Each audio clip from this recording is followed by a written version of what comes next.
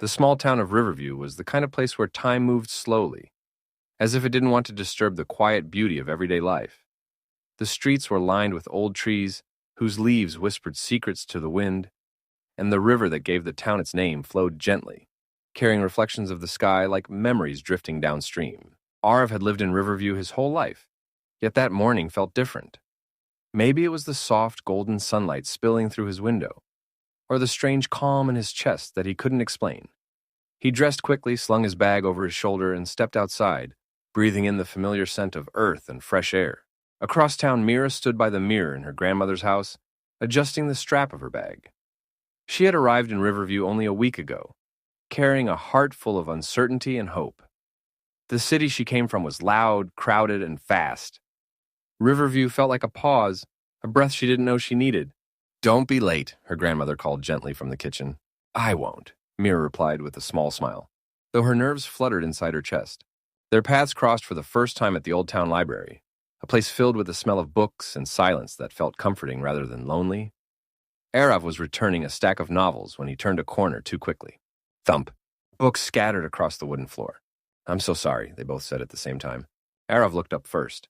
His words vanished as he met her eyes, warm, curious, and slightly startled. Meera froze, her fingers still touching a fallen book, her heartbeat suddenly louder than the quiet room around them. "It's okay," she said softly, brushing a strand of hair behind her ear. They knelt together to gather the books, their hands brushing once just briefly, but it was enough to send a strange warmth through both of them. "You're new here," Aarav said, more as an observation than a question. Meera smiled. "Is it that obvious?" "A little," he replied, smiling back. "I'm Aarav." "Meera." The librarian's gentle cough reminded them where they were, and they laughed quietly, the kind of laughter that comes easily when something feels right. As they walked out of the library together, neither of them knew that this simple meeting, this accident, would slowly change the course of their lives. They didn't know about the challenges ahead, the misunderstandings, or the moments that would test their hearts. The days after their first meeting seemed to unfold more gently for both Aarav and Meera, as if Riverview itself had noticed something new and chosen to move at an even softer pace. Neither of them said it aloud, but the memory of that moment in the library followed them everywhere, quiet, warm, and persistent. Aarav found himself returning to the library more often than usual. Sometimes he borrowed books he already owned. Sometimes he just sat near the window, pretending to read, while secretly hoping to see a familiar face walk through the door. Meera, on the other hand, had started exploring the town, guided by curiosity and the desire to feel at home. She walked along the river in the evenings, watched children play near the bridge, and slowly learned the names of streets that felt like stories waiting to be told. It was on one such evening that they met again. Meera was standing by the river, watching the water ripple under the fading light, when she heard a voice behind her. "Riverview has a habit of surprising people," Aarav said. She turned surprised and then smiled. "You again?" "Looks like it," he replied, a little shyly. "I come here when I need to think." Meera nodded. "Me too, though I'm still figuring out what I'm thinking about."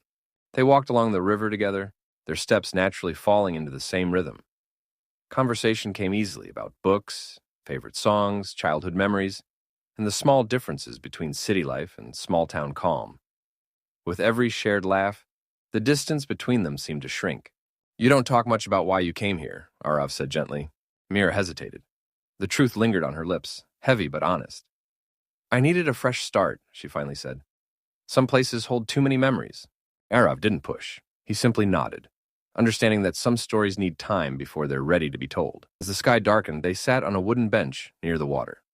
Fireflies flickered around them like tiny sparks of light, and the silence between them felt comfortable, not awkward. "I'm glad I met you," Meera said suddenly, her voice barely above a whisper. Aarav's heart skipped. "I was thinking the same thing." From that day on, they became a quiet part of each other's routines. Morning messages turned into evening walks. Shared coffee became shared dreams. Aarav showed Meera hidden corners of Riverview. The old tree by the hill, the cafe that played soft music on rainy days, the bookstore that felt like a second home. And Meera, without realizing it, brought color into Aarav's familiar world. She asked questions he'd never thought to ask. She laughed at things he'd stopped noticing. She made the ordinary feel new. Yet beneath the warmth, something unspoken lingered. Both carried fears. Aarav worried about losing something he hadn't yet named, and Meera feared getting attached, when she wasn't sure how long she'd stay. Love, after all, doesn't rush in all at once. Sometimes it grows quietly, between walks, words, and the gentle closeness of two hearts learning to trust.